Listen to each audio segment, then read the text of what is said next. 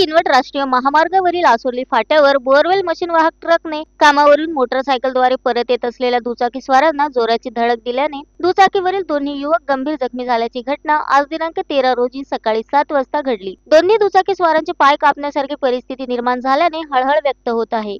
माहूर तालुक्यातील कसारपेठ आश्रमशाळा परिसर येथील लिंगू शंकर आडे वय 28 वर्ष व संजय तुकाराम येरमे वय 23 वर्ष हे दोन युवक आज सकाळी त्यांची दुचाकी क्रमांक MH26 BR 6309 या दुचाकीने माहूर येथे काही कामानिमित्त गेले होते। तेथून परत येत असताना सकाळी 7 वाजताच्या सुमारास माहूर किनवट राष्ट्रीय महामार्गावरील आसोली फाट्यानजीक वाई बाजारकडून माहूरकडे जात असलेल्या बोअरवेल मशीन वाहक ट्रकने त्यांना जोराची धडक दिली। या धडकेत दुचाकीवरील दोन्ही युवकांच्या उजव्या पायाचा अक्षरशः चेंदामेंदा झाला। मांडीच्या हाडाच्या ठिकऱ्या उडाल्या तर एकाचा उजवा हात आणि उजव्या पायाची बोटे पण मोडलेली आहे। रक्तस्राव मोठ्या प्रमाणात होत असल्याने डॉक्टर विपिन बाबळे यांनी यवतमाळला रेफर करण्याआधी एकावर रुग्णवाहिकेत तर दुसऱ्यावर दवाखान्याच्या बाहेरच उपचार करून तत्परता दाखवत तात्काळ यवतमाळला हलविले। अपघाताची माहिती वाई बाजारच्या रुग्णवाहिका चालक प्रशांत कोरे यांना मिळाल्याने त्यांनी वरिष्ठांच्या मार्गदर्शनाखाली तात्काळ दोन्ही जखमींना माहूरच्या ग्रामीण रुग्णालयात आणले असता येथील वैद्यकीय अधिकारी डॉक्टर विपिन बाबळे यांच्यासह त्यांच्या सहकाऱ्यांनी प्राथमिक उपचार करून दोन्ही जखमी युवकांना पुढील उपचारासाठी यवतमाळच्या शासकीय रुग्णालयात पाठविले। माहूरच्या ग्रामीण रुग्णालयाची 108 अँब्युलन्स अनेक दिवसांपासून नादुरुस्त असल्याने